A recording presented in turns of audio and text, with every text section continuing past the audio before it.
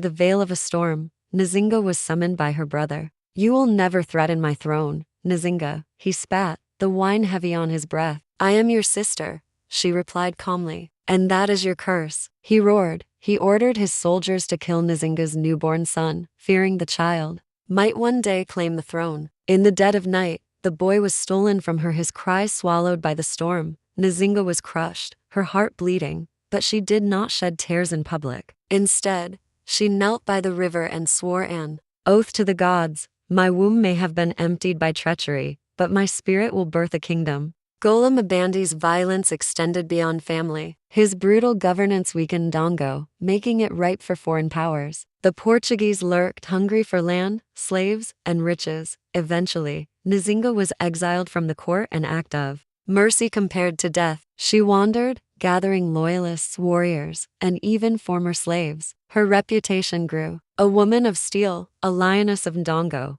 But then fate turned. Golem Abandi's leadership collapsed the kingdom. His people revolted, his allies deserted him, and in his despair, he poisoned himself. Some said he was driven mad by the ghost of Nzinga's dead son. When Nzinga returned, there was no brother, only a throne stained with blood and shame. But the elders hesitated. "A woman cannot rule," they protested. Nzinga stood before them in battle armor, her voice like thunder. "Did a man save you from the Portuguese? Did a man protect you from starvation? I have no brother, only subjects." She was crowned Queen Nzinga of Ndongo and Matamba, the first woman to hold such power in that land. Nzinga's reign began with diplomacy. She met with Portuguese envoys in Luanda to negotiate peace. When she entered the hall, all men sat, but no chair was offered to her. The Portuguese intended to humiliate her. Nzinga smiled, then signaled to one of her guards. He immediately went on all fours, forming a human chair. She sat on his back, her posture regal, her eyes unwavering. "If you deny me a seat," she declared,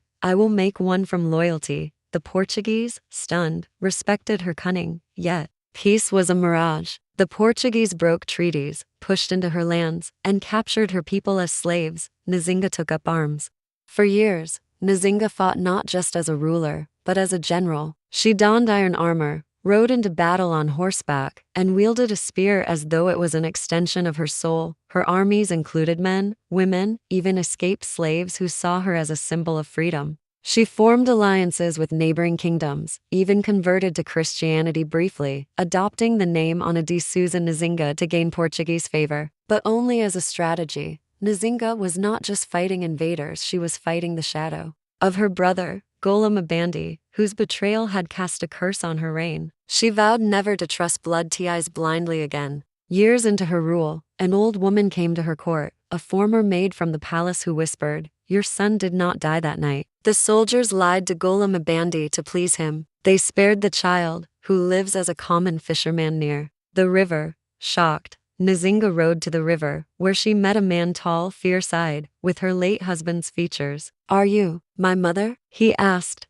Nzinga wept for the first time in decades. She embraced her son, but feared introducing him to the court. "Blood is a dangerous thing," she whispered. "I have killed brothers, betrayed cousins. Will you betray me too?" Her son looked at her with a humble smile. "I have only caught fish all my life. I seek no throne, only to know the woman whose strength is sung across rivers." Nzinga made him a general, not an heir, for she believed that a legacy is not who inherits power, but who continues. Nzinga fought into her 60s, outliving many enemies. She finally brokered peace with the Portuguese, ensuring that her people were safe from enslavement. Before her death, she gathered her commanders and said, "Power is not given, it is seized, defended, and respected. And blood, whether of kin or enemy, is the price of a throne. But let no ruler bathe in it so deep that they drown." Nzinga died an old queen, undefeated in spirit. Her story became legend, not just of war, but of survival against family violence, betrayal, and the weight of gender expectations. In Angola today, her name echoes as the woman who refused to kneel, not before her brother, not before colonizers, and not before fate.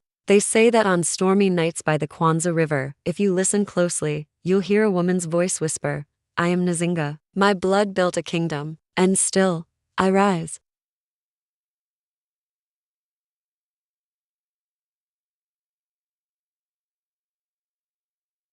Nzinga was born into royalty, but not into love. From childhood, her brother Golamabandi despised her not because she was weak, but because she was not. She was quick with the spear, sharp with her tongue, and wise beyond her years. Where he saw threats, she saw solutions. Where he craved wine, she craved knowledge. When their father died, Golamabandi ascended the throne of Ndongo. But his reign was dark. Driven by insecurity, he grew paranoid. His eyes turned even to his own blood. One night,